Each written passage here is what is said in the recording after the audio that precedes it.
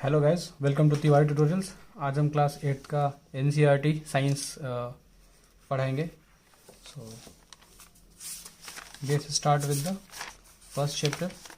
First chapter है हमारा crop production and management, जो कि बायोलॉजी का पार्ट है। So without wasting our time let's start with the crop production and management. पहली बात बता दूँ, मैं इसमें क्या करने वाला हूँ। मैं फर्स्ट टाइम आपको इसमें ये बताने वाला हूँ कि चैप्टर के अंदर क्या क्या है और क्या टॉपिक्स हम कवर करने वाले हैं।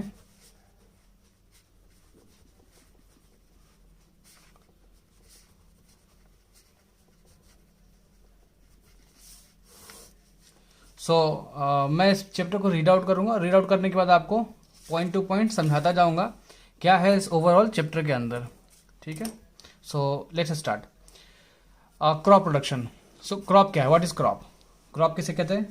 तो क्रॉप का मतलब हो गया फसल। प्रोडक्शन मतलब होता है कुछ प्रोड्यूस करना, कुछ उत्पन्न करना, और मैनेजमेंट उस चीज़ को मैनेज करना, कैसे वो क्रॉप प्रोड्यूस होगा, फसल का उत्पन्न कैसे होगा।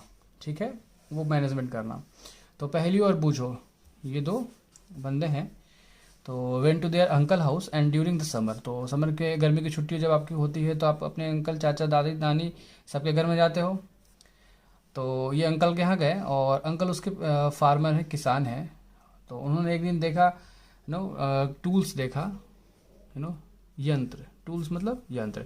सो खुरपी, सिकल, शॉवेल, प्लो।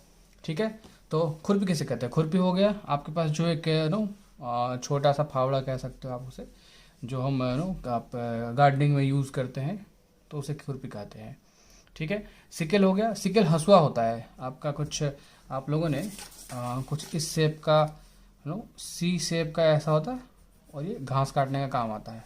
साउथ इंडियन मूवीज़ वगैरह में देखोगे तो कोई भी किसान ऐसे काम करता है, गुंडा आता है तो सीधा उसको लेकर दौड़ता है उसके पीछे, वही वाला। शॉवेल हो गया आपका फावड़ा, और प्लॉ कहते हैं जिससे आप हल, जैसे कि जिसे हम हल कहते हैं, वो होता है। इत्यादि बहुत सारी चीज़ें उन्होंने देखा अपने फील्ड में। सो नाउ आपको ये बता दूँ, ये लड़की है पहेली और ये है बूझो। ठीक है, तो सबसे पहले तो आप इसको याद रख लेना, यह आपको हमेशा रेफरेंस मिलता रहेगा ओवरऑल द बुक। और ये है आपका बूझो। ठीक है, so I want to know where and how we use this tools. कहाँ और कब हम इसका इस्तेमाल, कैसे इस्तेमाल करते हैं। ठीक है, ये जानना चाहता है पूछो।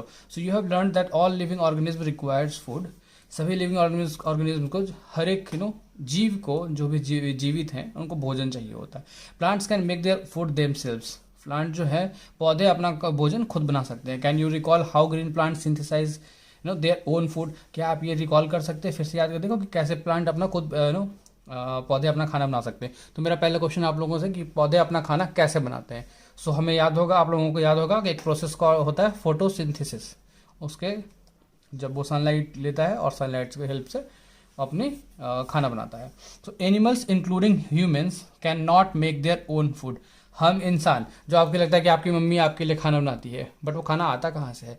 तो इसीलिए उसमें बताया जा रहा है कि animals including humans can not make their own food. हम खुद अपना खाना नहीं बना सकते हैं। ठीक है, can not make their own food. So where do animals get their food from. तो कहाँ से एनिमल्स को फूड मिलते हैं? But first of all, why do we have to eat food. हमें भोजन चाहिए ही क्यों? पहला क्वेश्चन, क्या हम बिना भोजन के नहीं रह सकते? तो भाई हम तो नहीं रह सकते, साधु संत रह सकते, तो वो अलग बात है। हमारे जीवन बस की बात तो नहीं है। You already know that energy from the food is utilised by organisms for carrying out their various body functions. ठीक है, हमें पहले से पता है कि जो एनर्जी मिलता है, खाने से क्या मिलता है? ताकत मिलती है। आप अचानक से और अचानक से जल्दी एनर्जी चाहिए होता है, तो सबसे बेस्ट फॉर्म होता है, अगर आपको इंस्टेंट एनर्जी चाहिए होता है तो शुगर। शुगर जो है आपको एकदम रिलैक्स, अचानक से एकदम, अगर कोई एकदम खाया हुआ एकदम भूखा है, 2-4 गुलाब जामुन खिला दो और देखो अचानक से वो लग रहा है सुस्त पड़ा है, एनर्जी आ जाएगी। From the food utilised by organisms for carrying out their various body functions. जो हमारे हमारे जो क्रियाकलाप है, हमारे जो शरीर के, जो हमारे लिवर है, हार्ट है, लंग्स है, हमारे हाथ हैं, पैर हैं, उन सबको फंक्शन करने के लिए भी फूड चाहिए, तभी तो उसमें एनर्जी मिलेगा। ठीक है, such as digestion, respiration and excretion. ठीक है, पाचन तंत्र के लिए, सांस लेने के लिए और एक्सक्रीशन के लिए। We get our food from plants plants और बोथ, तो हम एनिमल प्लांट्स और दोनों की मदद से भोजन प्राप्त करते हैं, ठीक है।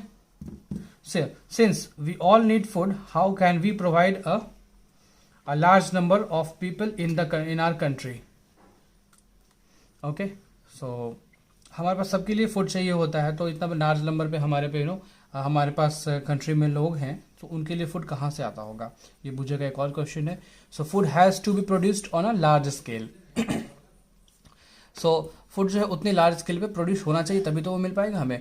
And in order to provide food for large population, regular production, proper management and distribution is necessary. अभी खाना प्लांट्स में आपके बन गए, प्लांट्स ने खाना बना दिया, या आपने क्रॉप्स प्रोड्यूस तो कर लिया, बट वो कंटिन्यू प्रोड्यूस होना चाहिए ना, क्योंकि खपत भी हो रही है, हम खाना भी खा रहे हैं। वो पूरा मैनेजमेंट अभी खेत में बना, खेत में वहाँ क्रॉप्स हो गए, कटिंग होना है, उसका हार्वेस्ट होना है, हार्वेस्ट होने के बाद मार्केट में जाएगा, सेल होगा, कुछ हमारे पास जा करके वो बंद भी हो जाएगा। जाने के बाद वो हमारे पास जो कहीं जमा होता है, हमारे पास गोदाम होते हैं, वहाँ गोदाम में जाकर वो रखे जाएंगे, ठीक है। तो ये हो गई। अब agriculture practice, now we are talking about till 10,000 BC। चलो मैं पहले आपको एक BCE के बारे में बताता हूँ। ये जहाँ पे BCE के बारे में बात कर रही है, देखो BCE तो एक्चुअली ये पार्ट हो गया आपका हिस्ट्री का, ठीक है। बट आपको ये बता दूं कि BC कैसे कहते हैं। BC कहते हैं बिफोर क्राइस्ट, ठीक है। क्राइस्ट, जीसस क्राइस्ट सुना होगा आप लोगों ने, क्रिश्चियंस जो बच्चे अगर क्रिश्चियन हैं वो देख रहे हैं तो जीसस क्राइस्ट के बारे में उन्हें पता होगा, और जिन्हें नहीं पता उन्हें बता दो, Jesus Christ is a god for Christians. So हर धर्म में जैसे अपने अपने अलग होते हैं गॉड होते हैं, भगवान होते हैं, जीसस क्राइस्ट फॉर क्रिश्चियंस। सो उनके जन्म का समय कहा जाता है। ये जो 0 हो गया ना, जैसे आपको नंबर बताया है मैंने, तो सेम वे में समझ लीजिए, ये हो गया birth time of Jesus Christ. So ये हमने क्या किया कि बर्थ टाइम समझ लिया जीसस क्राइस्ट का। अब यहाँ से आप 1, 2, ये 500, ये 1000 ईयर्स ये चलता जाएगा। ये जो पार्ट हो गया ना 0 के बाद वाला, इसको हम बोलते हैं AD, ठीक है। अब सेम वे जैसे हम निगेटिव में करते थे, लेकिन यहाँ निगेटिव नहीं होगा, यहाँ नॉर्मल 1 2 3 ही है, 500, 1000 एंड सो ऑन चलता रहेगा। और ये वाला जो पार्ट हो गया, इसी को हम बोलते हैं BC, समझ रहे हो। तो ये क्या हो गया, बिफोर क्राइस्ट। ये क्या हो गया, इसे बोलते हैं एनो डोमिनी, स्पेलिंग मिस कर दिया। ओके, सो एनो डोमिनी बोलते हैं भाई। अब ये ज़्यादा कुछ इसके बारे में ज़्यादा मत पूछना कि अब एनो डोमिनी क्यों बोलते हैं, अब ये आप हिस्ट्री वाले अपने टीचर से पूछ लेना। अभी इन्होंने क्या किया, अभी ये बिफोर क्राइस्ट और एनो डोमिनी इनको बोलने में हम लोगों को तकलीफ महसूस हो रही थी कि भाई आप हमारे एक पर्टिकुलर रीजन को क्यों मैं उसको प्रमोट करूं। इन्होंने क्या किया, इन्होंने इसके बाद बना दिया BCE, before the common era, ठीक है।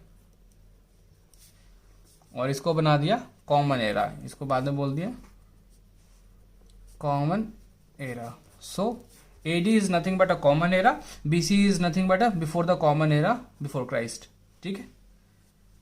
तो ये आप याद रखना। सो हम अगर बात करते 1000 BC, मतलब जीसस क्राइस्ट के जन्म के 10,000 साल पहले, ठीक है। BC ये मतलब हो गई। Okay, let's move ahead with our science. So BC people were nomadic. Nomadic मतलब होगा कि जो जो ऐसे लोग जो अपने खाना की तलाश में इधर से उधर भटकते थे। दे वर वॉन्डरिंग, देखो वही बात है, they were wandering in groups from place to place in search of food and shelter. अपने रहने के लिए और खाना के लिए, भोजन के लिए वो लोग इधर से उधर घूमते थे और अपना खाना तलाशते थे। They ate raw fruits, vegetables, started hunting animals for food. Later they could cultivate land and produce rice, wheat and other food crops, thus was born agriculture. तो ये कहना चाह रहे हैं कि यहाँ पर कि जो उन्होंने रॉ वेजिटेबल्स, कच्ची सब्जियाँ हो गई, फ्रूट्स हो गए, जैसे आपके गाजर वगैरह हम खा लेते हैं अभी भी, तो वो हो गए। और they started hunting animals, hunting मतलब शिकार करना, तो शिकार करके फूड्स लेने लगे एनिमल से। लेटर, और बाद में, लेटर का मतलब बाद में, they could cultivate land and produce rice. So उन्होंने लैंड को कल्टिवेट किया और उसमें राइस प्रोड्यूस किया, व्हीट प्रोड्यूस किया, और बहुत सारे ढेर सारे अदर फसल उसमें उपजाए। सो ऐसे ही इसी को हम एग्रीकल्चर बोलते हैं। एंड दस मतलब अब उसके बाद was born agriculture. So when plants of the same kind are cultivated at one place on a large scale is called crop. फसल हम कब कहते हैं? अब मान लीजिए कि आप एक गेहूं का एक दाना जाकर के आप अपने एक गार्डन में जाकर लगा दो ये कहीं लगा दो, क्या हम उसे फसल कहेंगे? नहीं। ठीक है, ये कहना चाह रहा है कि जब अभी जैसे कि आधे कट्ठे, एक कट्ठे आप कहीं किसान में खेती में देखते होगे, तो खेती में देखते हो कि बहुत बड़ा अमाउंट में कितने सारे उसमें फसल लगे होते हैं, एक सिंगल बोए जाते हैं दाने, तब जाकर के फसल होता है। तो उतने बड़े लार्जर स्केल में होता है, तब उसे फसल कहते हैं। For example crop of wheat means that all the plants grown in the field that are of wheat. अगर मान लो गेहूं का प्लांट क्रॉप लगा हुआ है, तो अगर पूरे जगह गेहूं का प्लांट लगा हुआ है तो हम उसे फसल कहेंगे, गेहूं का फसल कहेंगे। ठीक है, so you already know the crops are of different types like cereals, vegetables and fruits. ठीक है, तो आप चाहते हैं कि डिफरेंट टाइप्स ऑफ फसल होते हैं, जिसमें आप जैसे अनाज हो गया, सब्जी हो गया, फल हो गया, this can be classified on the basis of the season in which they grow. और ये डिफरेंट होता है कि आपकी जैसे गर्मी में अलग अलग चीजें मिलती है। गर्मी में आपको खीरा मिल जाएगा, ठीक है, और गर्मी में आपको तरबूज मिल जाएगी, और ठंड की अलग सब्जियां होती है, पालक वगैरह पत्ती ग्रीन लीव्स वाले आपको ज़्यादा मिलते हैं ठंड के टाइम में। So that depends on the climate. So India is a vast country, बहुत बड़ा देश है ये, और the climatic condition like temperature, humidity and rainfall vary from one region to another region. अभी जैसे कि हमारे यहाँ आप देखोगे कि हमारे यहाँ कहीं पर मध्य प्रदेश में बारिश कई जगह सूखा पड़ जाता है। आप देख रहे होगे कि पंजाब में हिमाचल में कई बार बाढ़ आ जा रहा है। ठीक है, साउथ में देखोगे तो वहाँ थोड़ी गर्मी ज़्यादा है। तो डिफरेंट क्लाइमेट है हमारे यहाँ पूरे भारत में। तो उसी की बात कर रहा है, टेम्परेचर आपका ठंडा गर्म जो टेम्परेचर होता है उसकी बात करते हैं। ह्यूमिडिटी जिसमें नमी होती है, जो आप देखते हो कि गर्मी में आप पसीना तो होती है, बाद में चिपचिपाहट भी होती है। ठीक है, और रेनफॉल वेरी फ्रॉम, और जो बारिश होती है वो रीजन डिफर करता है। ठीक है, accordingly there is a rich variety of crops grown in different parts of the country. और डिफरेंट पार्ट्स में उसी के बेसिस पे डिफरेंट क्रॉप्स फसल लगाए जाते हैं। Despite this diversity two broad croppings pattern can be identified. और इतने वैरायटी होने के बाद, क्योंकि हमारी कंट्री बहुत बड़ी है, बहुत सारे डिफरेंट क्लाइमेट टेम्परेचर है, बट मेजरली इतने डिफरेंट होने के बाद भी दो टाइप के फसल हमारे यहाँ ज्यादा उत्पन्न किए जाते हैं, जिसको हम एक बोलते हैं खरीफ क्रॉप्स और दूसरा बोलते हैं रबी क्रॉप्स। ठीक है, तो खरीफ क्रॉप किसे बोलते हैं? The crops which are sown in the rainy season, जो हमें बरसात के टाइम में लगाए जाते हैं। क्यों? क्योंकि उसमें पानी की आवश्यकता बहुत ज्यादा होती है। ठीक है, और वो बरसात हमारे मौसम कब होती है? जून टू सितंबर। वो अलग बात है कि अभी बारिश अनटाइमली कभी भी हो जा रहा है, और इतने इस पूरे पीरियड में नहीं हो रहा है। ठीक है, तो इसके लिए इसे खरीफ क्रॉप्स कहते हैं, जिसमें आपका सोयाबीन बता रहे हैं, मेज हो गया, ग्राउंडनट हो गया, कॉटन हो गया। ठीक है, नाउ रबी क्रॉप्स होता है the crops grown in the winter season October to March. अक्टूबर से मार्च तक जिसमें होता है उसे कहते हैं रबी क्रॉप्स। एग्जाम्पल्स हो गए इसके, वीट हो गया, गेहूं हो गया, ग्राम हो गया, पी हो गया, मटर वगैरह हो गया। ठीक है, ये सारी चीज़ें हो गई आपके। इसमें चावल आपका इसमें हो जाएगा खरीफ में, और गेहूं हो जाएगा रबी क्रॉप्स में। ठीक है, अभी आपको क्वेश्चंस ऐसे पूछे जा सकते हैं, खरीफ क्रॉप्स की लिस्ट दीजिए, या कोई एक ये पूछ देगा कि क्या ये खरीफ क्रॉप है या क्या ये रबी क्रॉप है, ट्रू और फॉल्स, ऐसा पूछ सकते हैं। तो या आपको मल्टीपल ऑप्शंस वाले क्वेश्चन पूछ देगा, उससे बता देगा कि भाई ये ऑप्शन दे दिया कि खरीफ क्रॉप इसमें से कौन से हैं, राइट, कौन से हैं, और आपको लिस्ट देगा ग्राम, पी, मस्टर्ड, और एक डाल देगा सोयाबीन। तो आपको उसमें से करेक्ट ऑप्शंस चेक करने होंगे। So this can be see now questions ऐसे कहीं से उड़ करके नहीं आते, आपके टेक्स्ट बुक के अंदर होते हैं। आप जब ये कॉन्सेप्ट समझ लोगे, चीज़ों को समझ लोगे, याद कर लोगे, जैसे अभी ये तो नाम आपको याद करना पड़ेगा कि भाई ये खरीफ में होता है, ये रबी में होता है।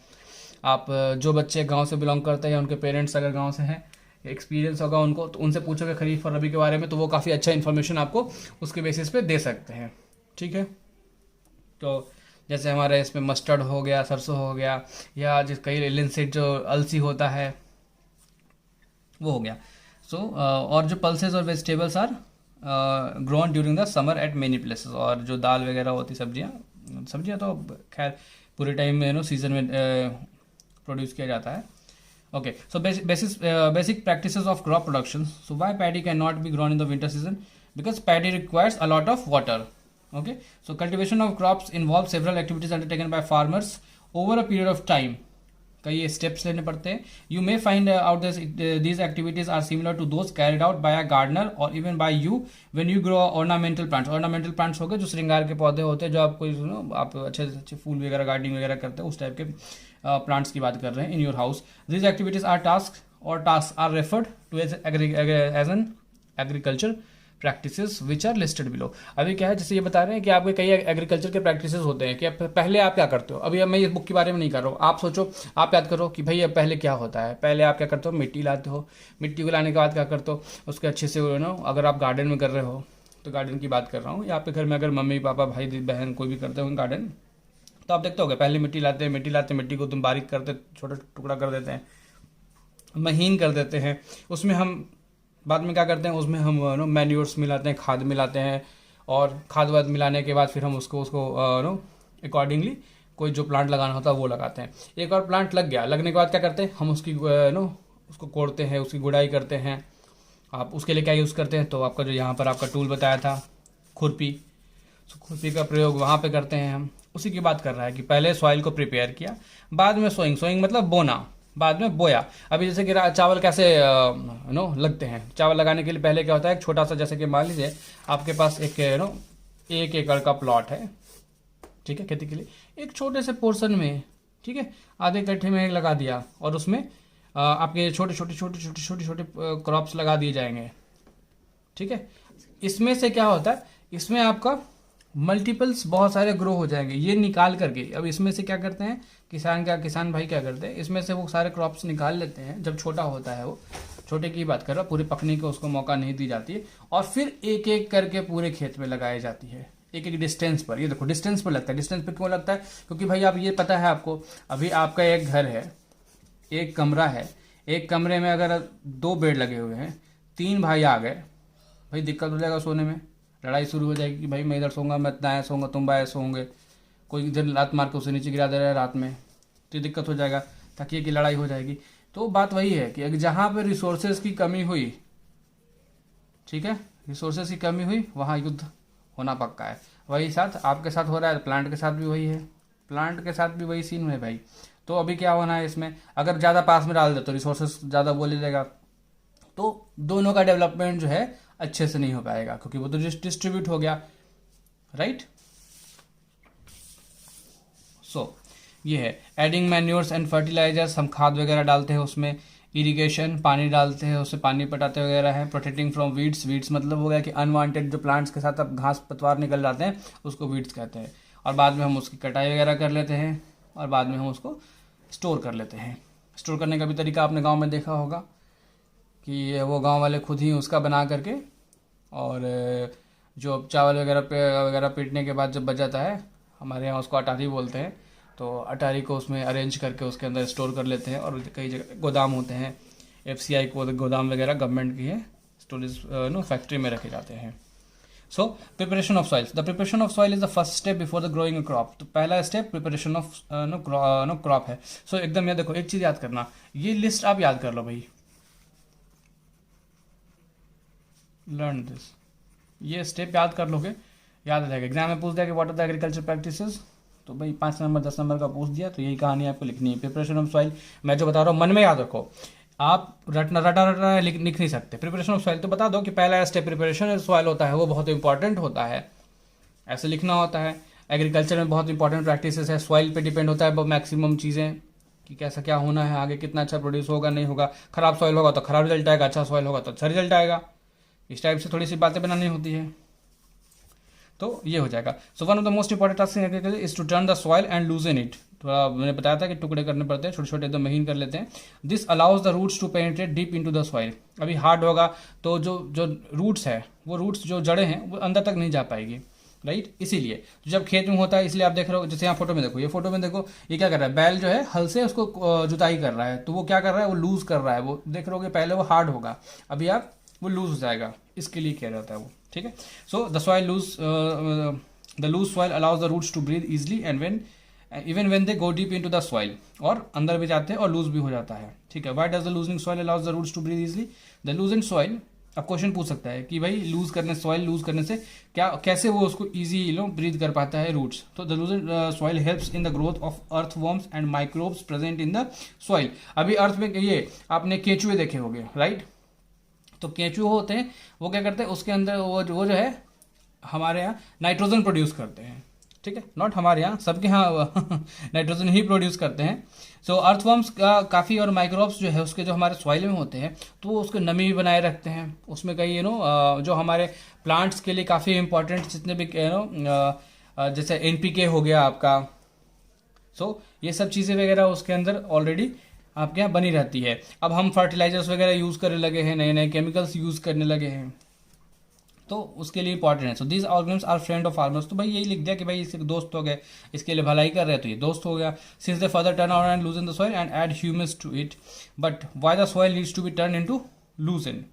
ठीक है, बस ये पूछ रहा है कि फिर भाई चाहिए क्यों, उसको लूज करना है क्यों है, ये पूछ रहा है। So you have learn in the previous classes that soil contains minerals, water, air and some living organisms. ठीक है, ऑर्गेनिज्म्स। तो आपको पता है कि सॉइल में काफ़ी टाइप के मिनरल्स होते हैं, वाटर होते हैं, हवा होती है, और सब बहुत छोटे छोटे सारे जीव जंतु होते हैं उसके अंदर। In addition dead plants and animals get decomposed by soil organisms. So इन्हीं जीव जंतु से आप देखोगे कि कई अगर आपके खराब पौधे भी पत्ते गिर गए झड़ के, वो खुद उसके अंदर डिकम्पोज हो जाते हैं, खत्म हो जाते हैं। ठीक है, in this way various nutrients in the dead organisms are released back into the soil. अभी मान लो कि जैसे कि अभी आपने जैसे आपके पत्ते हैं, तो पत्ते में कुछ तो है, कुछ न्यूट्रिएंट्स है, कुछ मिनरल्स है। जैसे हमारी बॉडी भी है, अगर हमारी बॉडी भी अगर डिकम्पोज होती है ना, तो डिकम्पोज होने के बाद वो कुछ हमारे उसके वो मिट्टी के लिए एक खाद का रूप ही काम करता है। हमारे अंदर हमारे में कार्बन है, नाइट्रोजन है, ऑक्सीजन है, बहुत सारी चीज़ें हमारी बॉडी के अंदर, तो वो सब डिकम्पोज होने के बाद सॉइल में मिक्स हो जाता है विद द टाइम। समय लगेगा, जिसके लिए हम बात करते हैं कि पॉलीथीन यूज़ नहीं करना है, क्योंकि वो डिकम्पोज लाखों साल के बाद होता है। सो दैट्स द रीज़न हमें पॉलीथीन यूज़ नहीं करना है। Okay, so in this way various nutrients in the dead organisms are released back into the soil. और वो मरे हुए जो जितने भी जीव जंतु हैं उसके खुद से उसमें फिर से उसमें जाकर मिक्स हो जाते हैं, उसके साथ जितने भी उसके बॉडी में न्यूट्रिएंट्स प्रेजेंट होता है। These nutrients are again absorbed by the plants, और प्लांट लगते हैं तो वो न्यूट्रिएंट्स को उसके अंदर ले लेते हैं। ठीक है, so since only a few centimetres of the top layer of the soil supports plant growth, कुछ सेंटीमीटर ही है। अब जैसे एक प्लांट होगा, उसका जड़ जैसे छोटा सा ही फसल लगाते हैं, तो थोड़ी भाई कि आप 5 फीट अंदर चल जाता है। वो बड़े बड़े जो ट्रीज होते हैं वो जाते हैं काफ़ी अंदर तक, बट ये जो हमारे फसल की बात हम कर रहे हैं यहाँ पर, तो वो तो काफ़ी छोटे सेंटीमीटर्स में ही जाते हैं अंदर प्लांट्स सॉइल के अंदर। So turning and loosening of soil brings the nutrient rich soil to the top so that plants can use this nutrients. So बता रहे हैं कि जैसे कि अभी मान लो, अभी जैसे कि हमने एक बार फसल लगा दिया, ठीक है, फसल लगा दिया, वो न्यूट्रिएंट्स प्लांट्स ने एब्जॉर्ब कर लिया। अभी क्या है, नेक्स्ट टाइम प्लांट में लगाओगे तो वहाँ के तो ऑलरेडी अब्जॉर्ब है, आप थोड़ी उसके लिए मैन्योर मिला दोगे। बट ये क्या होता है, अगर हम सॉइल को जब लूजन करते हैं ना, जब उसको कोड़ करके उसको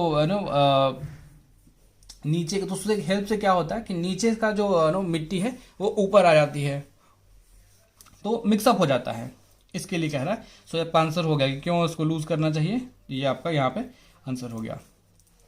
So, thus turning and loosening of the soil is very important for cultivation of crops. The process of loosening and turning the soil is called tilling and plowing. ठीक है, so tilling मतलब होता है जोतना, ठीक है, plowing मतलब कोड़ना, ठीक है। तो ये जुताई और कोड़ाई, ये दो चीज़ें हो गई। तो this is done by using a plough. Plough मतलब हल, जो हल किसान देख रहे हो, इसके अंदर जो 2 बैल है और बैल के साथ ये हल लगी हुई है। तो कई जगह बैल यूज़ करते हैं, कई जगह पर घोड़ा यूज़ करते हैं, कई जगह पर कैमल यूज़ करते हैं, और पाकिस्तान में गधे भी यूज़ कर लेते हैं। So this is done by using a plough. Ploughs are made of wood और आयरन, जो ये लोहे या लकड़ी के बने होते हैं। हमारे यहाँ तो भाई लकड़ी के ही बने होते हैं। If the soil is very dry it may need watering before ploughing. अगर बहुत ज़्यादा हार्ड है, आप कई बार देखते होंगे कि किसान पूरा एकदम बरसात में हो गया, बारिश हो रही है, पूरी मिट्टी एकदम पानी उसमें भरा हुआ, और तब वो लेकर के बैल लेकर के चल जाएगा। बैल तो अब बहुत कम ही हो गए, अब ट्रैक्टर लेके चले जाते हैं लोग। सो ट्रैक्टर लेकर उसमें तब जुताई उसकी करते हैं। तो इसी की बात कह रही है। The plot field may have big clumps of soil called crumbs. ठीक है, तो क्या होता है, क्रम्स कहते हैं टुकड़े को, ठीक है, जो बड़ा बड़ा टुकड़ा, अब जैसे कि कोड़ दिया उसने, तो भाई एक बार में अगर बड़ा बड़ा है तो बड़े बड़े टुकड़े प्रोड्यूस कर देगा, ठीक है। तो और क्लम्स होता है गुच्छे। गुच्छे कहते हैं मतलब कि एक साथ पूरा जब बहुत समूह हो गए ना, समूह को कह सकते हो आप, तो ये हो गया। It is necessary to break this crumbs, और वो छोटे छोटे टुकड़ों को तोड़ना जरूरी है। सो लेवल, इसलिए हम लेवलिंग करते हैं बाद में, जैसे कोड़ दिया, एक ऊपर हो गया, एक नीचे हो गया, एक कहीं अनइवन हो गया, राइट, थोड़ा कहीं ऊंचा हो कहीं नीचे हो गया, सो वैसा नहीं होता है। तो बाद में क्या कहता है, ट्रैक्टर देखते होगे बाद में उसको, और ये देखते होगे कि इसके पीछे जब ये बैल लगा होता है ना, बैल के नीचे यहाँ पर जो हल तो कोड़ते रहता है, कोड़ने के बाद एक बाद में लगाते हैं वो एक, जैसे ये स्ट्रेट लगा हुआ है, एक पटरा टाइप का लगा देते हैं, एक वुडन लगा देते हैं ऑब्जेक्ट, और वो उसको खींचता जाता है और उसको हेवी होता है जिसपे ये किसान खड़ा होता है, तो वो उसको लेवलिंग करते चला जाएगा। So levelling the field is the beneficial for sowing as well as for the irrigation. तो आप एक जगह पानी डालोगे तो बहते बहते पानी बराबर चल जाएगा, अदरवाइज एक जगह पानी ज्यादा जाएगा एक जगह कम जाएगा अगर बराबर नहीं रहेगा तो। So levelling is of soil is done with the help of leveller, इसी को लेवलर बोल दिया। जो जैसे मैंने बताया किसान खड़ा रहता है, ट्रैक्टर हो गया, ट्रैक्टर में लेवलर हो गया, बने आते हैं। Sometimes manure is added to the soil before tilling, this helps in the proper mixing of manure with the soil is moistured before sowing. So उससे पहले हम मैन्योर मिलाते हैं, मैन्योर हो गया आपका खाद, ठीक है, agriculture implements. So before sowing the seed, it is necessary to break soil clumps to get a better yield, better production लेने के लिए, better result लेने के लिए हमें उसको clumps को तोड़ना जरूरी है।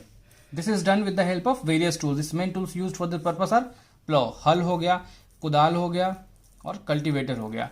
हो का मतलब कुदाल हो गया, जैसे मैंने बताया था, खुरपी को भी बोल सकते हैं, क्या स्मॉल हो कह सकते हो खुरपी को भी, plough. So this is being used since ancient time, तो बहुत पुराने टाइम से इसको इस्तेमाल करते आ रहे हैं हमारे एंशिएंट टाइम से, दादा परदादा वगैरह इसी को यूज करते आ रहे हैं। ट्रैक्टर्स तो अब हो गया है, being used since for tilling the soil, adding fertilizers to the crop, removing the weeds and turning the soil, ठीक है।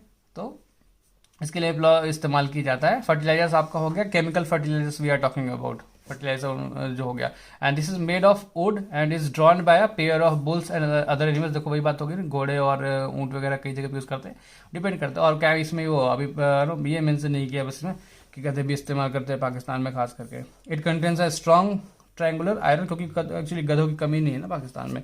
It contains a strong triangular iron strip called ploughshare, ठीक है। सो जो त्रिकोणिया, ये जो त्रिकोणिया जैसा बना हुआ है ना ऐसा, सो इसकी बात कर रहे हैं हम। The main part of the plough is long log of wood which is called plough shaft, ठीक है। There is a handle at one end of the shaft, the other end is attach to a beam. अभी बता रहा है कि भाई ये हल जो हमारा, सॉरी ये जो हल इसमें यूज लगे हुए हैं बैल में, उसके बारे में बता रहा है कि there is handle at the one of the end shaft, कि एक हैंडल है शाफ्ट के एक एंड पर। The other end is attach to a beam which is placed on the bull's neck, जो गाय बैल के कंधे पे रखे होते हैं। So one pair of the bulls and one a man can easily operate the plough. This indigenous wood plough is increasingly being replaced by iron plough nowadays. अभी बोल रहे हैं कि भाई ये अब लोहे के अब इस्तेमाल ज्यादा होने लगे। हो गया आपका कुदाल हो गया। It is simple tool which is use for removing weeds and for loosening of the soil. अभी छोटे एरिया में हम उसको कुदाल का यूज कर सकते हैं। अब पूरे खेत को भाई एक एकड़ कोड़ते कोड़ते आदमी पागल हो जाएगा। सो इसलिए छोटे एरिया में हम इससे इस्तेमाल करते हैं। पर्पज सेम है, मिट्टी को कोड़ दो, उसकी कुड़ाई करनी है, ठीक है। It has a long rod of wood and iron, a strong broad bent plate of iron is fixed at the end. देखो ये होती है, इसकी बात कर रहे हैं। फोटो हमारी वाली ये ना कुदाल की तरह से मैच नहीं कर रही, ये लग रहा है कि फॉरेन से बनकर आया है। हमारे यहाँ तो भाई ऐसा नहीं होता, हमारे एक बड़ा सा डंडा स्टिक लगा होता है मोटा सा, और नीचे एक प्लेट लगी होती है, ठीक है। So which works like a blade. So इसकी बात कर रहे हैं। So let's move head. Cultivator हो गया आपका। Now it is ploughing is done by tractor driven cultivator. तो ये कल्टीवेटर देखो ये ऐसे ऐसे लगे होते हैं, ये ट्रैक्टर में जो है ऐसे ऐसे करके ढेर सारे लगे होंगे, दो के सेट में, ठीक है। सो ये कल्टीवेटर हो गया। सोइंग हो गया, जिसमें हम जब मैंने जैसे बताया था आप लोगों को कि जब हम छोटे एरिया में पहले वो लगाते, बीज लगाते, और बीज लगाने के बाद फिर बाद में हम उसको निकालते, और निकाल के फिर बड़े लार्जर एरिया में उसको सारे चीज़ को लगाते हैं। So sowing is an important part of crop production. Before sowing, good quality, clean and healthy seeds of the good variety are selected. अच्छा हाँ, सबसे पहले आपको जैसे सोइंग करना है तो भाई सबसे पहले सीड्स की होती है कि भाई सीड्स लोगे कहाँ से, अच्छा सीड्स होगा, अच्छे तक जर्मिनेट हो सके, राइट। अभी आपने लगा दिया, मान लो 100 बीज लगा दिया, 100 में से 2 ही चल रहा है आपका, उत्पन्न हो रहा है, तो क्या फ़ायदा, आपको तो प्लांट बनेगा ही नहीं उससे। तो अच्छे क्वालिटी का हेल्दी सीड्स होने चाहिए, कीड़े वगैरह नहीं लगे होने चाहिए उसमें। So farmer prefers to use the seeds which give high yield, तो हमारे अच्छा उसमें, अभी जिसमें हम हाइब्रिड की भी बात करते हैं कई जगह पर। सो सिलेक्शन ऑफ सीड्स, अभी सिलेक्शन ऑफ सीड्स के बारे में बात करेंगे। One day I saw my mother put some gram seeds in a basin and poured some water onto them. After a few minutes some seeds started to float on the top. I wonder why some seeds floats on the water. अभी क्या है कि पूछ रही कि जैसे मैंने देखा होगा आपकी माताएं बहनें जब नो चना वगैरह भिगोती है तो उसमें देखते हो कुछ चना नीचे बैठ गया और कई चना ऊपर भी आ जाते हैं, तो उसकी बात करिए कि भाई ये क्यों है आखिर, तो बाद में देखेंगे, इसका आंसर भी आपको मिल जाएगा। So take a break and fill half of beaker and fill half of it with water. Put a handful of wheat seeds and stir well. Wait for some time. ये सेम स्टेप्स आपको करने के लिए बता रहा है। सो are there wheat के साथ, ठीक है, are there seeds which floats on water, would those be lighter और heavier than those of which sink. जो भी देखो हल्का चीज़ है तो हल्का चीज़ ऊपर तैरने आता है, ये फिजिक्स पता होगा आपको, और भारी चीज़ डूब जाती है। Why would be the lighter, damage seeds become hollow and दस आर लाइटर। अभी तैरने के लिए क्या होता है, सबमरीन तैरता है, क्या है, खोखला है अंदर से, ऐसा बस गोल बनाता है कैप्सूल के शेप में, उसकी बात कर रहा है कि भाई वैसा ही हमारे जो सीड्स है ना, जैसे वीट का आपकी बात कर रहे हैं हम यहाँ पे, तो वो खोखला होगा, वो डैमेज होगा अंदर से, इसलिए वो हल्का है, इसलिए वो तैर ले रहा है। सो दिस ये पहचानने का तरीका होगा। This is a good method for separating good healthy seeds from damaged ones. So क्या करते हैं जब किसान ऐसा कुछ करते हैं ना, तो किसान करने के बाद सारे सीड्स को पानी में ऐसे भिगो लेते हैं और देख लेते हैं कि भाई क्या है, नहीं है, पता चल जाएगा उनको। So before sowing one of the important task is to know about the tools use for the sowing tools. अब भैया अब हमको वो करनी है, बुड़ाई करनी है, तो उससे पहले हम ट्रेडिशनल टूल्स के बारे में समझ लें क्या क्या है और क्या क्या टूल्स हम इस्तेमाल करने वाले हैं। ट्रेडिशनल टूल गाय बैल वगैरह जो हल यूज़ कर रहे हैं, वही ट्रेडिशनल टूल का tool use traditional for sowing seeds is shaped like a funnel. Funnel के शेप में होता है, picture 1.2a। The seeds are filled into the funnel, pass down through the 2 or 3 pipes having a sharp ends. So क्या होता है, funnel में नली में डाल दी जाती है और वो 2-3 पाइप के थ्रू शार्प एंड से वो अंदर जाता है। जैसे कि इसमें गेहूँ इसमें डाल दिया, देखो फनल लगी हुई है ये हाथ में और ये ऐसा पकड़ा हुआ है वो, ठीक है, और जैसे जैसे जा रहा है वो हल बढ़ते जा रहा है, उसमें से वो डालते जा रहा है और वो एक एक दाने वो स्प्रेड इवनली स्प्रेड होते जा रहे हैं। इसकी बात करें, so pipes having sharp end this ends pierce into the soil and place seeds there. और बाद में कहता है कि पीछे जो बंदा खड़ा है उसके ऊपर, वो पटरा के ऊपर पटरा उसको बराबर कर देगा, वो सीड्स ढक भी जाएंगे। Seed drill, now it is a seed drill figure 1.2b। ये सीड के लिए ड्रिल का हो गया, is use for sowing with the help of tractors, और ट्रैक्टर्स की हेल्प से इसको हम सेम काम कर लेते हैं। This shows the seeds uniformly at equal distance and depth. It ensures the seeds get covered by the soil after sowing. This protects seeds from being eaten by birds. Sowing by using a seed drill saves time and labor. भाई मेहनत तो of course बच जाती है, बस petrol और diesel के पैसे लग जाते हैं एक्स्ट्रा आपको, ठीक है, और जब वो ढक गया तो चिड़िया वगैरह भी नहीं खाएगी, ये फायदा है। So there is nursery near my school. I found that little plants are kept in small bags. Why are they kept like this.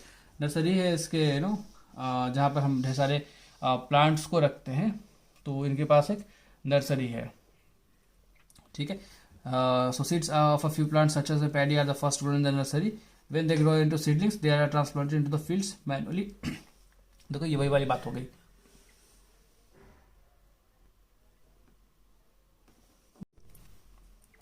सो वही वाली बात हो गई जो मैंने आप लोगों को बताया कि भाई वो एक छोटे 1 एकड़ का ज़मीन है, तो उसमें एक आधे कट्ठे में हमने जाकर के प्लांट को बो दिया, और बोने के बाद फिर जब उसमें से जब थोड़ा वो बड़ा हो गया, क्रॉप्स बड़े हो गए, तो फिर हमने बीज को ट्रांसप्लांट कर दिया पूरे 1 एकड़ में। उसी की बात कर रहा है कि भाई ये नर्सरी में लगे होते हैं, बाद में उनसे ले लेते हैं। So some forest plants and flowering plants are also grown in the nursery. अभी क्या होता है, कई जगह पर जैसे कि आप अमरूद की खेती करना चाहते हो, अमरूद कहीं पूरा एकदम बागान लगा दोगे, आम के बागान लगा दोगे, तो क्या होता है कि आम के बड़े बड़े प्लांट्स मतलब कह लो कि 4-4, 5-5 फीट के तैयार हो जाते हैं, वो नर्सरी में तैयार कर दिए जाते हैं। और वो किसान क्या करते हैं कि 4-4, 5-5 फीट का प्लांट्स जो है उनसे डायरेक्ट ले लेते हैं 6 फीट का, और ले जाकर के अपने खेत बाग बगीचे में लगा लेते हैं। That is what we are talking about. So appropriate distance between the seeds is necessary to avoid the overcrowding. वही वाली बात हो गई, 2 भाई है, सॉरी 3 भाई है, एक कमरे में धक्का धुक्की हो जाएगी, प्लांट्स का भी वही टेंशन है। This allows plants to get sufficient sunlight मिल जाएगी, न्यूट्रिएंट्स मिलेगा प्रॉपर, अदरवाइज रिसोर्सेज की कमी, जिसकी बात मैंने पहले की। At times of you plants may have to be removed to prevent overcrowding. और कई बार क्या होता है कि अगर पास हो गया, ज़्यादा ग्रो, एक ज़्यादा ग्रो हो गया, एक कम ग्रो हो गया, दिख रहा है कि भाई ये उसका दूसरे का ग्रोथ रोक रहा है, तो रिमूव भी करना पड़ता है। माता पिता को दूसरा कमरा बनवाना पड़ता है दूसरे बच्चे के लिए। बच्चा बड़ा हो गया है, छोटा वाला परेशान कर रहा है, 10th का एग्जाम है उसके लिए। So adding manure and fertilizers, सब खाद वगैरह मिलाते हैं, फर्टिलाइजर्स वगैरह डालते हैं। फर्टिलाइजर्स हम बोलते हैं उर्वरक, वही chemical fertilizers we are talking about, ठीक है। The substances which are added to the soil in the form of the nutrients are called healthy growth of plants are called, for the healthy growth of the plants are called manure and fertilizers. जो उसके उर्वरक का हो गया, manure हो गया, आपके खाद हो गए, जैसे हमारा जो वर्मी कंपोस्ट वगैरह होता है, जो केचू से खाद बनाई जाती है, वो सब वगैरह की बात कर रहे हैं। I saw healthy crop growing in the farm, in the neighbouring farm the plants were weak. Why do some plants grow better than others, कुछ प्लांट्स अच्छे होते हैं क्योंकि कुछ प्लांट्स को अच्छे रिसोर्सेज मिलते हैं, अच्छे सनलाइट मिलते हैं, न्यूट्रिएंट्स मिलते हैं, वाटर मिलते हैं, या उनके सीड्स अच्छी होती है, सो इसलिए अच्छे ग्रो हो जाते हैं। Soil supplies minerals nutrients to the crop plants, मिट्टी है, मिट्टी से ही हमें सारे न्यूट्रिएंट्स क्रॉप को मिलते हैं, ठीक है। The nutrients are essential for the growth of the plants. In certain areas farmers grow crop after crop in the same field. कई बार क्या होता है, किसान एक ही खेत में एक मल्टीपल टाइम्स क्रॉप को लगातार जो है प्रोड्यूस किए जाते हैं। The field is never left uncultivated और fallow. Imagine what happens to the nutrients. तो आप अब कभी खेत को खाली रखते ही नहीं है, तो अब ये बोल रहे हैं, इमेजिन करो कि भाई वो क्या न्यूट्रिएंट्स का क्या होता होगा। So continuous cultivation of crops makes the soil poor in nutrients. अब भाई किसी को एकदम कंटिन्यूसली, आप पापा के पास भाई 1 लाख रुपए है, और 1 लाख रुपए में से आप रोज 100 रुपये 2,000 रुपये ऐसे निकालते ही जाओगे, तो क्या होगा, जेब खाली हो जाएगी। तो कंटिन्यूअस सोर्स भी तो होना चाहिए ना पैसे आने का, सेम वे न्यूट्रिएंट्स का आने का सेम अलग कोई सोर्स भी तो होना चाहिए। अगर आप उसको कंटिन्यूसली इस्तेमाल कर रहे हो तो भाई वही आता है मैन्योर और फर्टिलाइजर से। So continuous cultivation of crops makes the soil poor हो जाता है, कमजोर बनाते हैं। Therefore the farmers have to add manure to the fields to the replenish the soil with the nutrients. तो इसीलिए फार्मर्स को खाद वगैरह डालना पड़ता है, सो दैट कि रिप्लेनिश हो जाए, भर जाए, फिर से वापस से भर जाए, ठीक है, न्यूट्रिएंट्स है। The process is called manuring. अब इसी प्रोसेस को मैन्योरिंग कहते हैं, ठीक है। आप ये अभी आप पूछ सकते हैं, आपसे क्वेश्चन ये पूछ देगा, what is manuring. So you can say continuous cultivation of crops makes the soil poor in nutrients. Therefore, farmers have to add manure to the fields to replenish the soil, and this is called manuring. Improper or insufficient manure results in the weak plants. भाई कमजोर बनेंगे भाई, क्योंकि आपने proper तरीके से manure को, खाद को नहीं मिलाया। Manure is an organic substance obtained from the decomposition of plants or animal waste. So manure क्या है, मैन्योर हो गया कि वो डिकम्पोज होते हैं, जब प्लांट और एनिमल वेस्ट से जो बनता है उसको मैन्योर बोलते हैं। जैसे गाय हमारी गोबर देती है, तो गोबर से हम क्या करते हैं, वर्मी कंपोस्ट बना लेते हैं, तो उन सब वेस्ट से जो डिकम्पोज होने का बनता है वो मैन्योर कहते हैं। Manure farmers dump plants and animal waste in the pits. एक गड्ढे खोदते, गड्ढे में डाल देते हैं और उसको 2 महीने 4 महीने 5 महीने 6 महीने ऐसे डिकम्पोज होने के लिए देखते हैं। अब भाई आप सर्च कर सकते हैं how to make manure in your home. तो ये आप एक काम करो, ये सब चीज़ें करना चाहिए, हमें जानना चाहिए कि भाई ये क्या खेती होती है। भाई कमा रहे हैं हम अपने सुविधाओं के लिए, लेकिन बेसिक इंपॉर्टेंट क्या है, खाना। तकलीफ आपको याद होगा कोविड के टाइम में क्या स्थिति थी, सभी लोग खाना राशन की दुकान पर लाइन लगे रखी थी। ये पता होना चाहिए बेसिक चीज़ें आप लोगों को भी। सो आप देखो कैसे मेन्यू बनाते हैं, आप यूट्यूब पे सर्च करो, काफ़ी वीडियोस मिल जाएंगे। छोटे से आप किचन वेस्ट में जितने प्लांट जो आपके घर में माताएं बहनें, आपके प्याज के छिलके हैं, प्याज के छिलके डाल दो। प्याज के छिलकों में काफ़ी चीज़ें पोटेशियम पाए जाते हैं, केले में पाए जाते हैं पोटेशियम आपका। तो केले के छिलको आप पानी में भिगो दो रात भर के लिए, और सुबह जाकर किसी प्लांट्स में डाल दो, काफ़ी उसके लिए इंपॉर्टेंट है, काम करेगा। तो इस तरह का काम आप भी कर सकते हो। Farmers dump plants and animal waste in the pits to the open places and allow it to decompose. एक गड्ढे में डाल देते हैं और उसको डिकम्पोज होने का टाइम देते हैं। Decomposition is caused by some micro organism. अब डिकम्पोजिशन कैसा होता है, छोटे छोटे कीटाणु होते हैं, जीव होते हैं जो उसमें डेवलप हो जाते हैं और उसको डिकम्पोज करते हैं। The decompose matter is use by organic manure. You have already learn about vermi composting in class 6 में। आप लोगों को वर्मी कंपोस्ट के बारे में बताया गया होगा, ठीक है। अभी मैं शॉर्ट में 1.2 बताता हूँ आपको। टेक मूंग और ग्राम सीड से germinate them and select 3 equal size seedlings. बोल रहा है कि मूंग या कोई चना वगैरह ले लो और डाल दो पानी में इसके बीज को। Take 3 empty glasses and similar, ABC में डाल दो ग्लास में, और छोटा सा उसमें हल्के से मिट्टी डाल दो, थोड़ा सा काव डंग गोबर डाल दो, गोबर वाला खाद डाल दो। In glass B put some amount of soil mixed with little urea. Urea आपका फर्टिलाइजर हो गया। ये आप यूरिया आपके माता पिता ही ला सकते हैं, बच्चों को तो मिलेगा भी नहीं, दुकान में देगा नहीं, क्योंकि केमिकल है वो और ख़तरनाक होता है। सो ये आप अपने पेरेंट्स के अंडर में ये सारी एक्टिविटी परफॉर्म कर सकते हो। Take the same amount of soil glass in C without adding anything, और सी वाले ग्लास में कुछ मत करो, और आपको देखना है किसमें कितना ग्रोथ होता है।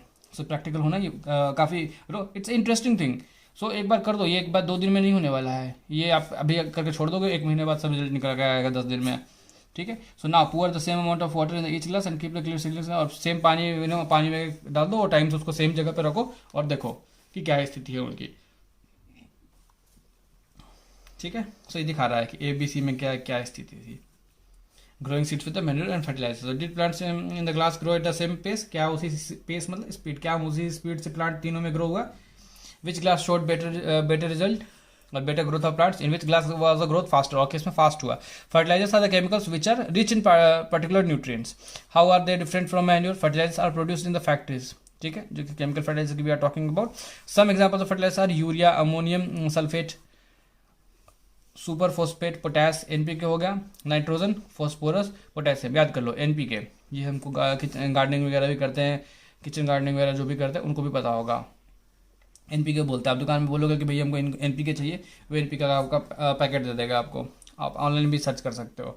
सो NPK, nitrogen, phosphorus, potassium.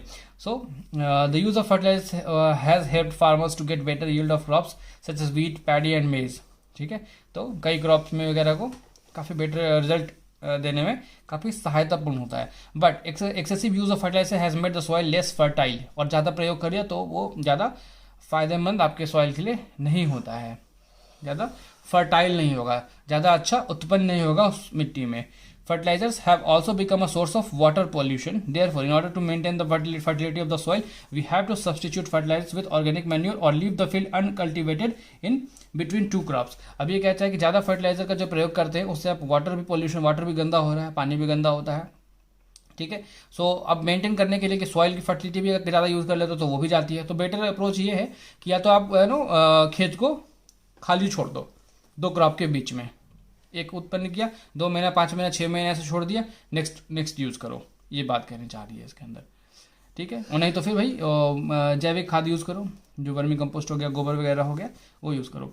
The use of manure improve soil texture as well as watering retaining capacity, replenish the soil with nutrients, और जब खाद यूज़ करोगे वो सॉइल का टेक्सचर भी करता है, इंप्रूव करता है, और साथ ही साथ वाटर रिटेनिंग कैपेसिटी भी उसकी मिट्टी बढ़ती है, तो वो आपको ज़्यादा पानी देने की आवश्यकता नहीं पड़ेगी, वो पानी को थोड़ा स्टोर करके भी रखेगा, ठीक है। अंदर method of replenish of soil with the nutrients is through crop rotation. अभी क्या है, क्रॉप रोटेशन की बात करें, जैसे कि मान लो कि मैंने अभी सपोज दैट कि मैंने आज गेहूं लगा दिया, ठीक है। अब गेहूं लगाने के बाद वो कहना चाह रहा है कि ये दूसरा रोटेट कर लो। अभी गेहूं को मान लो चावल है, चावल में ज़्यादा पानी चाहिए होता है, तो अब नेक्स्ट टाइम दूसरा ऐसा ही उसको जिसमें कम पानी चाहिए होता है, या कम खाद की प्रयोग होती है जिसमें कम, तो आप ऐसे मिक्स करके चलोगे ना, तो मान लो किसी को कुछ नाइट्रोजन ज़्यादा चाहिए होता है, किसी को मान लो फॉस्फोरस ज़्यादा चाहिए, किसी को पोटेशियम ज़्यादा चाहिए, किसी को सल्फेट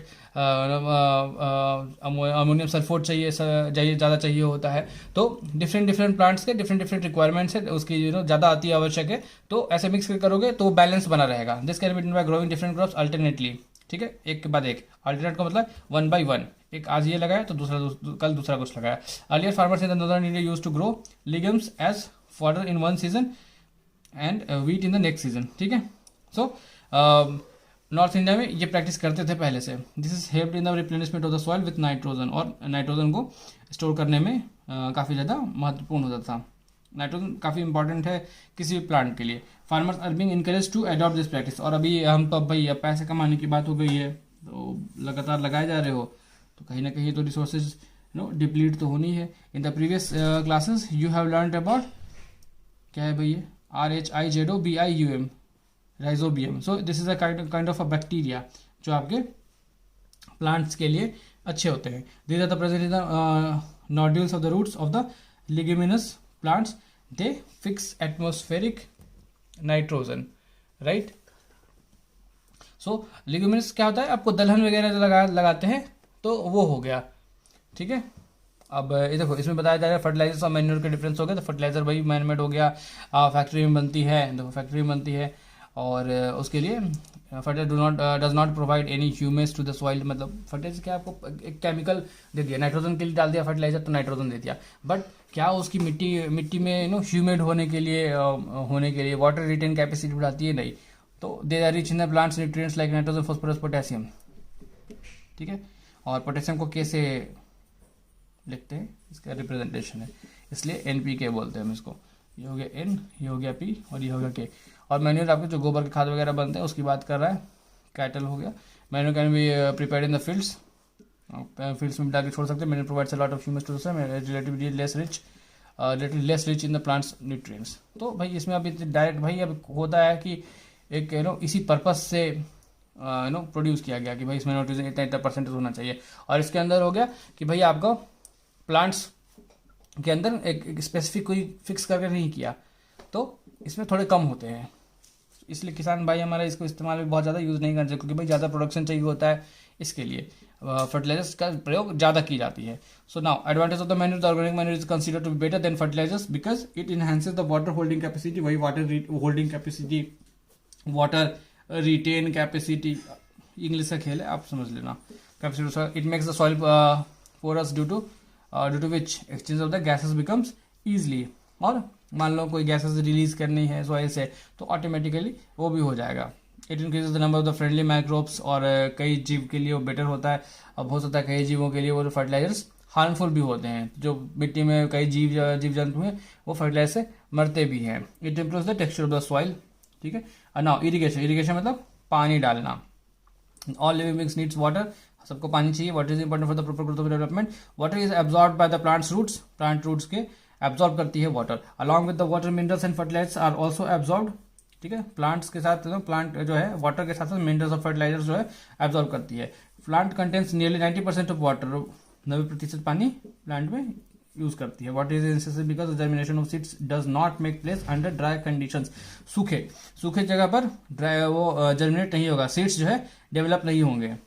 जैसे आप चना वगैरह डालते हो तो वो सूखा सूखा रखने पे थोड़ी होता है, आप पानी में भिगोते हो तभी तो होता है। अब 2 दिन 4 दिन उसको हल्का हल्का पानी में तुम्हारी माँ बहन आपकी जो है, या घर में जो भी आपके इन सब चीज़ों को करते हैं, वो जब जर्मिनेट करते हैं चना को, स्प्राउट्स को, तब जो है आप देखते होगे कि कुछ 1-2 दिनों बाद उसमें थोड़े से कुछ सीड्स में बाहर आने लगते हैं, तो उसकी बात हो रही है।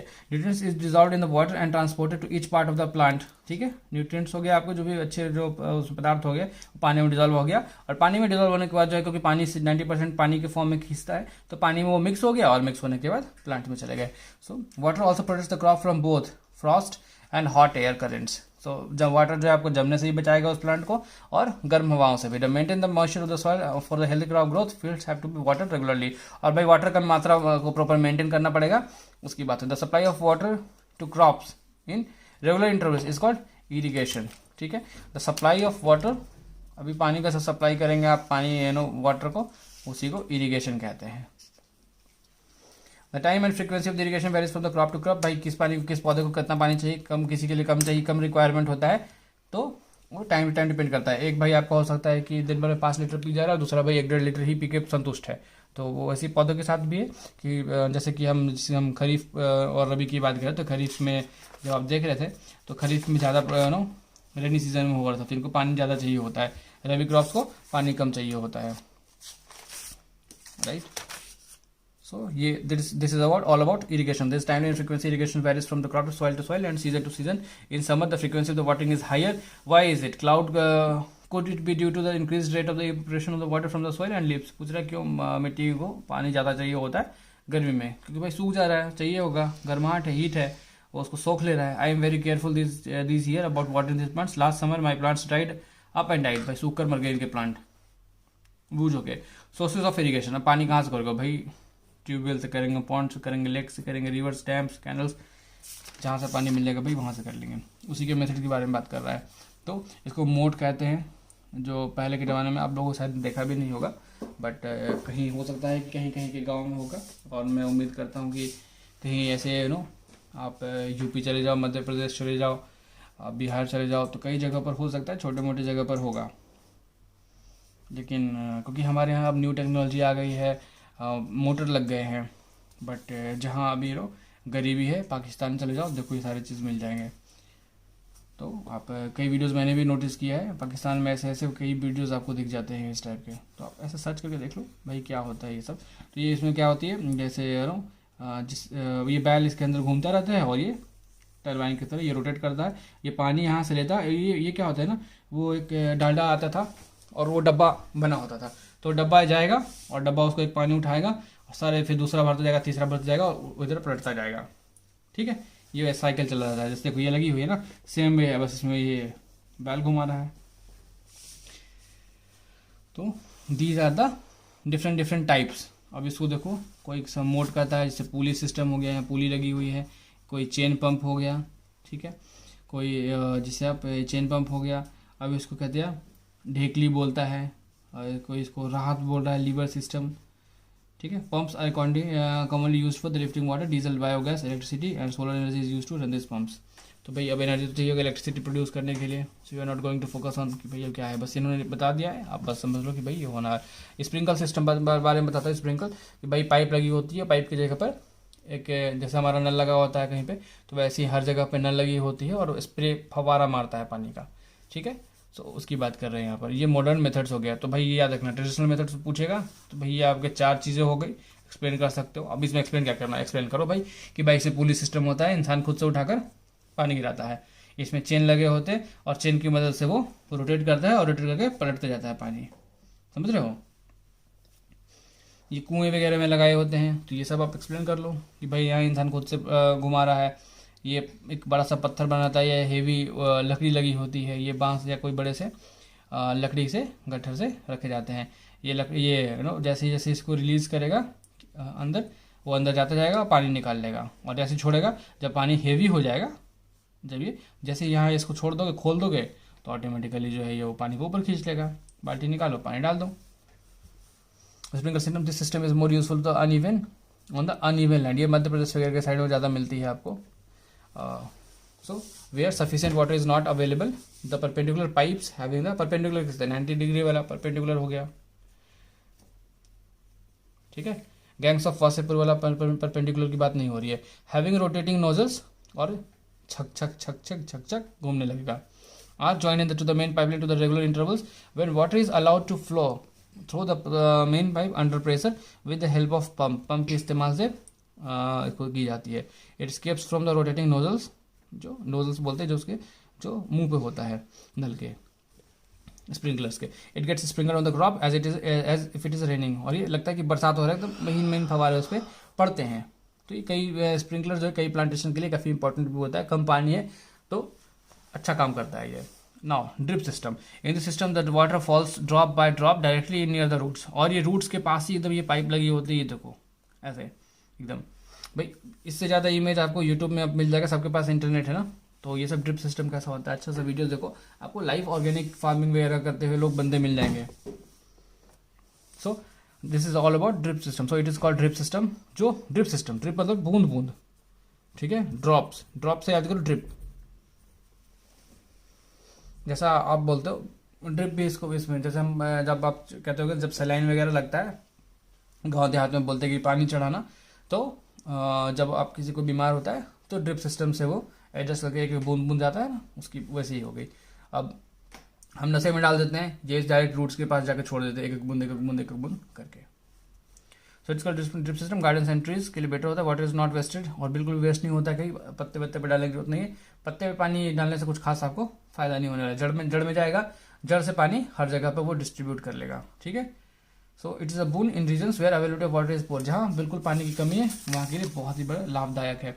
नाउ प्रोटेक्शन फ्रॉम वीड्स, और वीड्स क्या है, जो मैंने बोला खरपतवार जो एक्स्ट्रा पौधों के साथ उत्पन्न हो जाते हैं, तो क्या होता है वहाँ पर, अभी क्या जैसे कि मान लो गेहूं जैसे मैंने हर जगह बो दिया है, उसके बाजू में घास वास उत्पन्न हो जाएगा, तो घास भी उसके न्यूट्रिएंट जो मैंने NPK का या मैन्योर्स खाद डाला है, उसके नाइट्रोजन वगैरह सोर्स को वो भी लेने लगेगा, तो टाइमली हमको वो भी अनवांटेड प्लांट्स को निकालना पड़ता है। That is what we are talking about. Suppose and पहले went to a nearby wheat field and saw that there are some other plants in the field growing along with the wheat plants, तो wheat plants के साथ साथ ये जो है आगे इनका जो एक्स्ट्रा जो है अनवांटेड प्लांट्स भी ग्रो हो रहे थे, so in a field many other undesirable plants may grow naturally along with the crops. अब इसके लिए भाई कुछ लगाना नहीं पड़ता है, अनवांटेड चीज़ों के लिए कुछ करना नहीं पड़ता है। वो आप अगर भाई आपको जीवन में कुछ अच्छा चाहिए तो आपके लिए उसके लिए मेहनत करना पड़ता है, कुछ नहीं चाहिए तो उसके लिए कुछ खास करना नहीं पड़ता, वो ऑटोमेटिकली आपको मिल जाएगा। मुसीबत खुद से आ जाएगी, अच्छे दिन आपको लाने पड़ेंगे।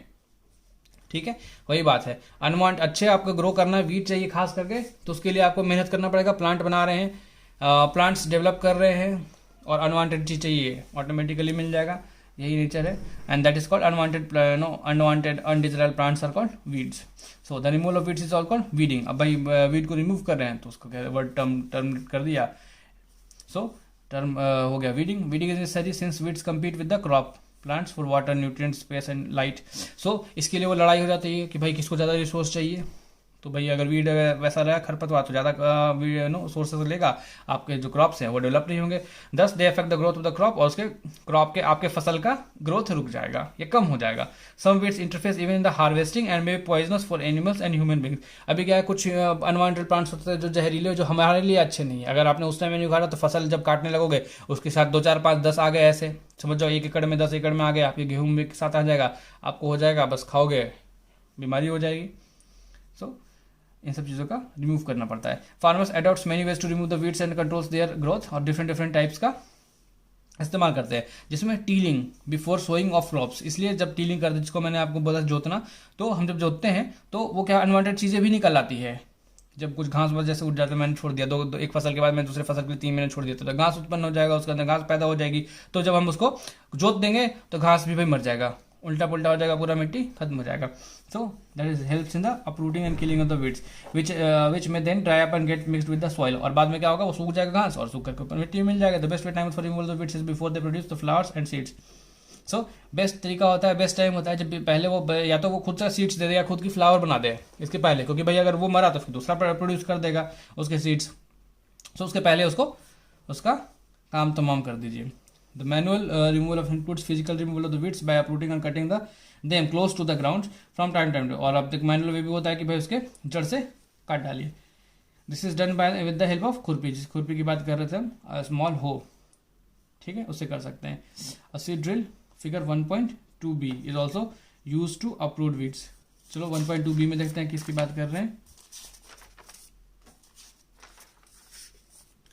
1.2b जैसे ये हो गया, ये भी हो गया, इसकी मदद से भी हो जाएगा, बट ये फनल नहीं होना चाहिए उसके अंदर।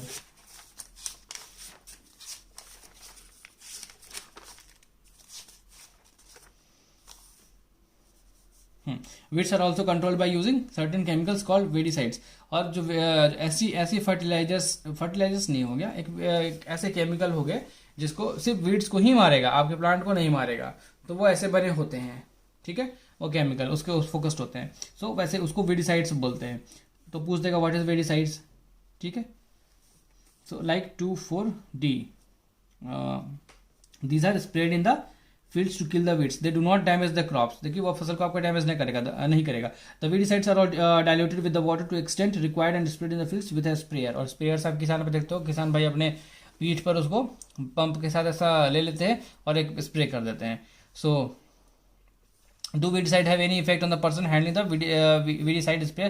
तो क्या भाई वो किसान देखते हो, किसानों मुंह ढका रहता है, जैसे हम कोविड में मास्क पहने थे ना, वैसे ही मास्क पहन के करते हैं ताकि उससे जो कुछ स्प्रे आ रहा है उससे आपकी नाक में ना जाए, उसके स्मेल से आपको इरिटेशन ना हो। So and there are other health things related कि भाई वो और कुछ इश्यूज करते हैं या नहीं करते। That is what we are going to talking about. So as already mentioned the weedicides are spread during the vegetative growth of weeds before flowering and seeds. और ये तब करते हैं जब उससे पहले कि भाई उसका ग्रोथ फ्लावरिंग सीड्स के पहले होते हैं। Spraying of the weedicides may affect the health of the farmer, so they should use the chemicals very carefully. भाई वो हेल्थ को इफेक्ट करते हैं फार्मर्स के, so they should be careful, ध्यान से करना है। They should cover their nose and mouth with a piece of cloth during spraying of this chemicals, ठीक है। स्प्रे करते वक्त कान को मुंह को और नाक को ढक के रखना है। हार्वेस्टिंग क्या होता है, जिसमें हम फसल को काटते हैं। जब भाई अब हमने क्या कर दिया, हमने भाई पहले कुड़ाई जुताई कर दी, फिर हमने सोइंग किया, सोइंग करने के बाद हमने इरिगेशन किया। अब इरिगेशन के बाद फसल जब तैयार हो गया, फिर बाद में हमने वीड्स हटा दिए, कोई फालतू के कुछ हो रहे थे, बाद में अब हम क्या होगा, अब फसल काटने का, फल खाने का टाइम आ गया है, ठीक है। तो हार्वेस्टिंग वही हो गया कि फल खाने का टाइम हो गया, फसल को काटने का समय आ गया। तो harvesting of a crop is an important task. The cutting of the crop after it's mature is called harvesting. अब इसके ऊपर कुछ प्रोड्यूस नहीं होने वाला है, ठीक है। तो आम पक गए, तो आम पक गया तो खाने का टाइम आ गया है, अब छोड़ दोगे तो गल जाएगा, वही स्थिति है। तो जब मैच्योर हो गया, बड़े हो गए, तो भाई उसका फल खाने का समय हो गया, that is called harvesting. In harvesting crops are pulled out और cut to the close to ground. It usually takes 2 to 3 to 4 months for a cereal crop to mature. 3-4 महीने में तैयार हो जाते हैं। और ये जो हसुआ की बात कर रहा था ना, सिकल की, तो इससे कट कर लेते हैं मैनुअली, और बाद में तो हमारे पास मशीन आ गई जिसको कंबाइन करके बोलते हैं। सो हार्वेस्ट, या कहीं पर हार्वेस्टर भी बोलते हैं उसको। Harvesting in a country is either done manually or sickle by a machine called harvester. In the harvested crop the grain seeds needs to be separated from the chaff, और बाद में हम ग्रेन सीड्स को अलग कर लेते हैं। This process is called threshing और थ्रेसर। हार्वेस्टर और बाद में थ्रेसर। थ्रेसर से क्या करते हैं, जो हमने पूरा काटा फसल उसमें से गेहूं को निकाल लिया, अलग कर लिया। चावल काटा तो चावल को अलग कर लिया।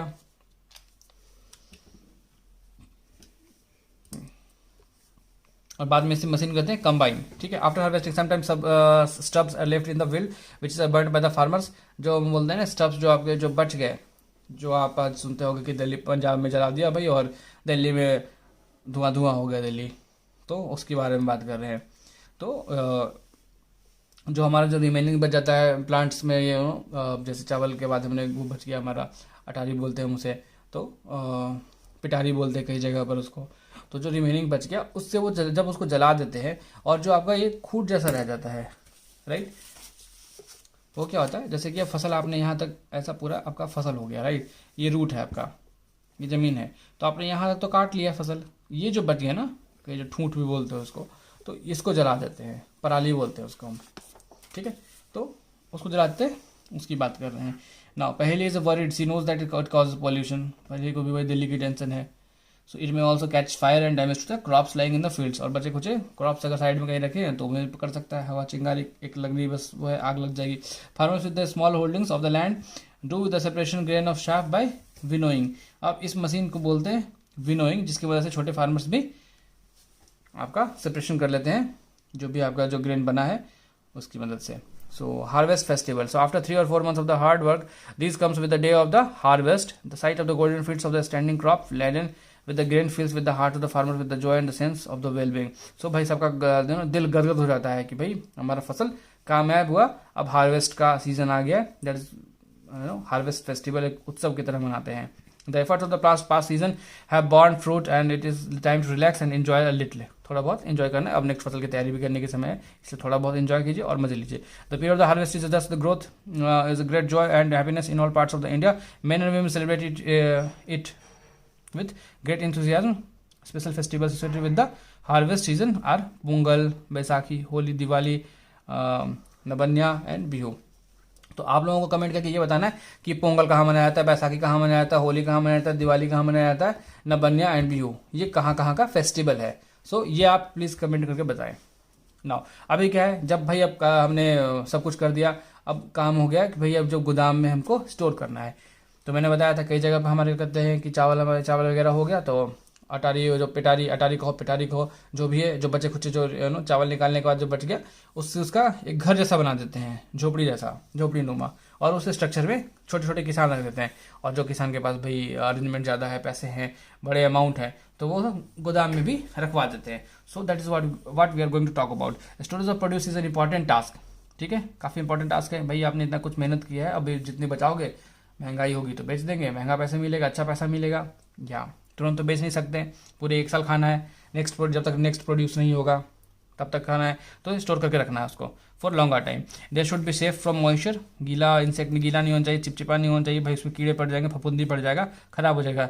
चूहे तबाही कर देते हैं भाई, चूहे, तो चूहों से बचाना है, माइक्रो ऑर्गेनिज्म से बचाना है। Harvested grains have more moisture. If freshly harvested grain seeds are stored without drying they may get spoilt or attacked by organism making them unfit for use or for the germination. तो क्या करता है, इसको dry करके रखना पड़ता है। ऐसे आप गीला गीला नहीं रख सकते भाई, इसलिए सुखाना है, सुखाने के बाद रखते हैं। Hence before storing them the grains are properly dried in the sun to reduce the moisture. Moisture क्या है, पानी का नमी, मॉइस्चर मतलब नमी, तो नमी को हटा देना है, धूप पे सुखा, नमी मिट जाएगी, हट जाएगी। बाद में करने का this prevents the attack by the insects, paste, bacteria and fungi. तो ये सब चीज़ें नहीं होगा उसमें। सो ये साइलोस है जो नो स्टोर करने का, और ये गोदाम वगैरह हो गया जिसमें डायरेक्ट ऐसे रखते हैं, हमारे यहाँ गोदाम वगैरह होता है, FCI गोदाम वगैरह होता है। Farmers store grains in the jute bag, ये जो जूट के बैग होते हैं उस वाले बोरे में रखे जाते हैं। और मेटेलिक बिन्स में however the large scale storage of grains is done in silos and granaries. ठीक है, ये ग्रैनरीज हो गया, साइलोस हो गया, इसके अंदर पूरा अनाज भर दिया जाता है। To protect them from pest like rat and insects. Dried neem leaves, अब देखते होंगे पुराने टाइम में हम ड्राइड नीम लीव्स वगैरह भी उसमें डाल देते हैं, पत्ते वगैरह। आपके यहाँ दादी वगैरह होंगी, दादी से पूछिएगा, नीम वगैरह डालते हैं, वो पेस्टिसाइड्स का काम करता है। ठीक है, कीटाणु नहीं लगने देगा। नीम के बहुत अच्छे अच्छे प्रयोग हैं। आप 2-3 पते हैं तो आप मुझे भी बताइए कि नीम के क्या अच्छे अच्छे प्रयोग हैं। For storing large quantity of grains in the big godowns, specific chemical treatments and required to protect them from pest and microbes. तो इनमें क्या होता है, कई स्पेशल ट्रीटमेंट भी करते हैं केमिकल्स वगैरह के साथ, तो और ताकि उसमें कोई भी कीड़े फफूंदी ये सब ना लग सके।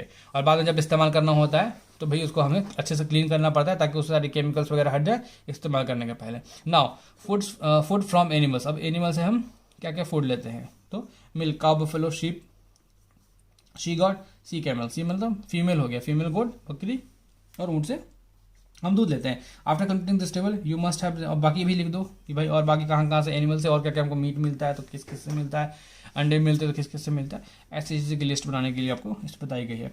Now after completing this table you must have seen that like plants animals also provide us with different kinds of food.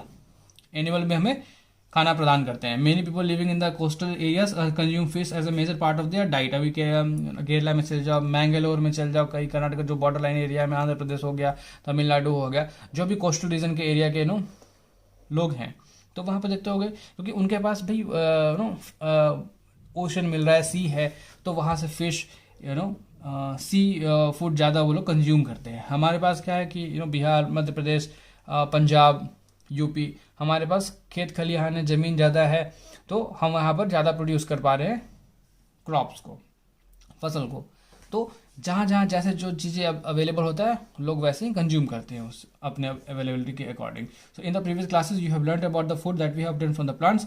We have just seen that a process of the crop production involves a number of steps like, पहले तो भाई seed को तुम select करोगे, ठीक है, sowing करोगे, बोगे, बाद में क्या करोगे, बोने के बाद आपको क्या करना पड़ेगा, बोने के बाद फिर उसको ट्रांसप्लांट करते हैं हम उसको, कि यहाँ से रिमूव करके भाई 1 बीघे में लगाया था, 1 एकड़ में लगाया था, तो 1 एकड़ से में आधे कट्ठे में मैंने बीज लगाई थी, बीज लगाने के बाद बीज को निकाल करके जब थोड़े बीज बड़े हो गए तो पूरे इवनली मैंने थोड़े थोड़े डिस्टेंस पर पूरे 1 एकड़ में डिस्ट्रीब्यूट कर दिया, लगा दिया। ठीक है, उसके बाद क्या करोगे, उसमें मैन्यूर्स मिलाओगे, पानी मिलाओगे, पानी खाद दोगे, बाद में हार्वेस्ट करोगे, ठीक है, बाद में स्टोर करेंगे। So these are the process. Similarly animals reared at home or in the farms have to be provided with the proper food, shelter and care. और एनिमल्स के साथ भी ऐसा है, जैसे मान लो कि आप पोल्ट्री फार्म है तो उनको भी भाई अच्छा खाना, अच्छा जगह, उन्हें चिकन को कोई बीमारी ना हो, ठीक है, तो वो सब चीज़ें हम करेंगे और तब उसके बाद उसको अच्छा खाना रहना देंगे, तब जा करके उससे हम अंडे लेते हैं। नाउ इसी को कहते हैं एनिमल हस्बेंड्री। ठीक है, fish is a good for health. We get cod liver oil from fish which is rich in vitamin D. So fish इसके लिए काफ़ी बेटर है।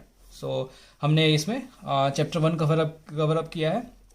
मैंने कोशिश किया कि आपको इन छोटे से हिंदी में थोड़ा सा तोड़कर समझा दूँ, ताकि किसी को अगर एग्जाम्स के टाइम में वीडियोस देखना हो तो भाई फास्ट कर लो आपको लगे तो, और आप एक कंप्लीट एनसीईआरटी में क्या लिखी गई है वो आपको मिल जाएगा।